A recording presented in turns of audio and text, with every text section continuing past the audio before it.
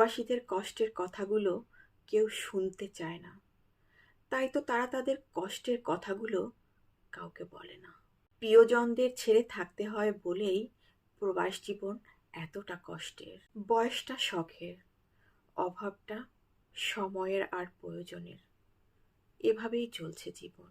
ভেবেছিলাম প্রবাসে এসে অনেক টাকা পয়সা কামাবো, কিন্তু টাকা পয়সার থেকে কষ্টটাই বেশি কামালাম। প্রবাস জীবন এমন একটা জীবন যেখানে নিঃসঙ্গতা কুরে কুরে খায়। প্রবাস জীবন হচ্ছে জেলখানা, তাদের কষ্টের কথাগুলো কেউ বোঝে না। সবাই ভাবে তারা সুখেই আছে। হাজার কষ্টের মাঝে ভালো আছি বলার নামই হচ্ছে প্রবাস জীবন। প্রবাসীরা হচ্ছে বাস্তব জীবনের সৈনিক। তারা নিজেদের সুখ শান্তি স্বপ্নগুলোকে বিসর্জন দিয়ে অন্যের স্বপ্নগুলোকে সাজানোর জন্য ব্যস্ত। প্রিয় মানুষগুলোকে দূরে রেখে কিভাবে থাকতে হয় তা কেউ প্রবাসীদের থেকে শিখুক। যদি ভালোবাসা শিখতে চান প্রবাসী ভাইদের কাছ থেকেই শিখুন। তারা নিজেদেরকে বিসর্জন দিয়ে তারপরে ভালোবাসেন। তাদের ভালোবাসা একদম নিখুঁত। প্রবাসীরা নিজের সুখের থেকে প্রিয়জনের সুখের কথা বেশি ভাবে। আল্লাহ যেন প্রত্যেকটা প্রবাসীকে সুস্থ রাখে, ভালো রাখে, হেফাজতে রাখে। প্রিয়জনদের দেখার অপেক্ষা করা ছাড়া প্রবাসীদের আর কিছুই করার থাকে না।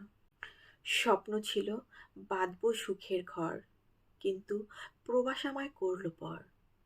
জন্ম নিলাম বাংলাদেশে, ঘুমোতে হয় প্রবাসে। নিজের দুঃখগুলো শেয়ার করার মতন কাউকে পাই না, তাই তো দুঃখগুলোকে হাওয়ায় উড়িয়ে দেই। সব থেকে কষ্ট তখন লাগে যখন ঈদের দিনটাও প্রবাসে কাটাতে হয়।